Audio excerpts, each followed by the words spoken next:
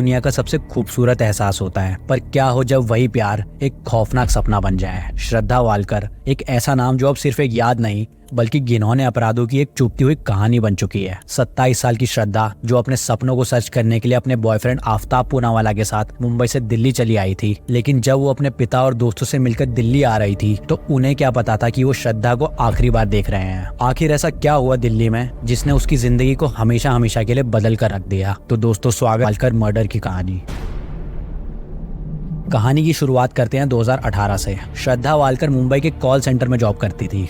Job करते करते एक डेटिंग ऐप बम्बल के जरिए उसकी आफ्ताब पूनावाला से मुलाकात हुई और बाय चांस आफ्ताब भी उसी कॉल सेंटर में काम करता था। दोनों के बीच दोस्ती हुई और उन्हें पता ही नहीं चला कब उनकी ये दोस्ती प्यार में बदल गई। श्रद्धा के माता पिता 2016 से ही अलग रहते थे और श्रद्धा अपने पिता के साथ रहती थी। जो खुशी और प्यार उसे अपनी फैमिली के अंदर मिलना चाहिए था वो उसे कभी मिल नहीं पाया और उसी अपनेपन को श्रद्धा अब आफ्ताब में ढूंढने लगी थी। श्रद्धा के माता पिता को उसका ये रिश्ता बिल्कुल भी मंजूर नहीं था क्योंकि आफ्ताब एक मुस्लिम था और श्रद्धा एक हिंदू। एक साल बीत गया और 2019 के बाद श्रद्धा और आफ्ताब एक साथ रहने लगे। श्रद्धा के माता पिता को श्रद्धा का लिव इन में रहना बिल्कुल ठीक नहीं लग रहा था, लेकिन वो कहते हैं ना कि प्यार अंधा होता है, इसलिए श्रद्धा ने अपने परिवार से ही दूरी बना ली और उनसे बात करना बिल्कुल बंद कर दिया। कुछ समय बाद श्रद्धा की माँ की डेथ हो गई और श्रद्धा को एहसास हुआ कि उसने अपने माता पिता से दूर रहकर कितनी बड़ी गलती कर दी। मम्मी की डेथ के बाद श्रद्धा ने फिर से अपने पिता से बात करनी शुरू कर दी। ऐसे ही समय बीता और 2022 में श्रद्धा और आफ्ताब ने अपनी जिंदगी की नई शुरुआत करने का सोचा।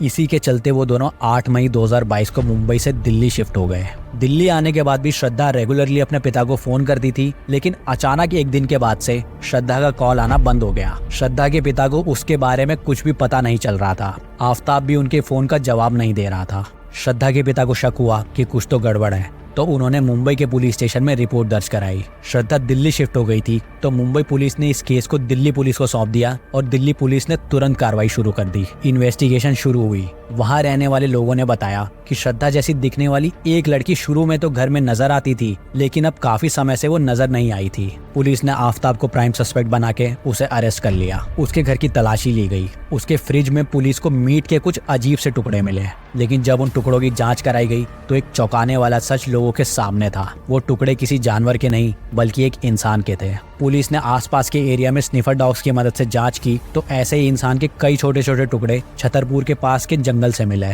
लेकिन इस बात का कोई प्रूफ नहीं मिल पा रहा था कि ये टुकड़े श्रद्धा के ही थे। किसी भी इंसान की पहचान करने के लिए उसके सर की जरूरत होती है, लेकिन अब तक पुलिस को श्रद्धा का सर नहीं मिला था। पुलिस ने तब उन बॉडी पार्ट्स का डीएनए टेस्ट कराया। टेस्ट में पता लगा कि ये बॉडी पार्ट्स श्रद्धा के ही थे। आफ्ताब को कस्टडी में लेकर पूछताछ की गई। पहले तो उसने कुछ नहीं बताया, लेकिन फॉरेंसिक सबूतों के बाद जब पुलिस ने आफ्ताब पर सख्ती करी तब आफ्ताब का घिनौना खेल सामने आया। उसने बताया कि दिल्ली आने के 10 दिन बाद आफ्ताब और श्रद्धा के बीच एक लड़ाई हुई थी। ये लड़ाई इतनी बढ़ गई थी कि आफ्ताब ने सबसे पहले श्रद्धा को धक्का दिया, फिर उसके ऊपर बैठकर उसका गला जोर से दबाकर उसे मार दिया। श्रद्धा की हत्या हो गई थी और अब आफ्ताब को श्रद्धा की बॉडी को कहीं छुपाना था। इसके लिए आफ्ताब मार्केट से एक आरी, कुछ डस्टबिन बैग्स और बहुत सारे रूम फ्रेशनर्स लेके आया। धीरे धीरे उसने श्रद्धा की बॉडी को आरी से काटना शुरू किया। आफ्ताब ने श्रद्धा के 35 टुकड़े करके डस्टबिन बैग में डालकर अपने फ्रिज में रख दिए। वो रोजाना रात को 2 बजे एक एक करके श्रद्धा के पार्ट्स जंगल में जाकर अलग अलग जगह पर फेंक कर आता था। उसने बताया कि उसने ये काम लगातार 18 दिनों तक किया।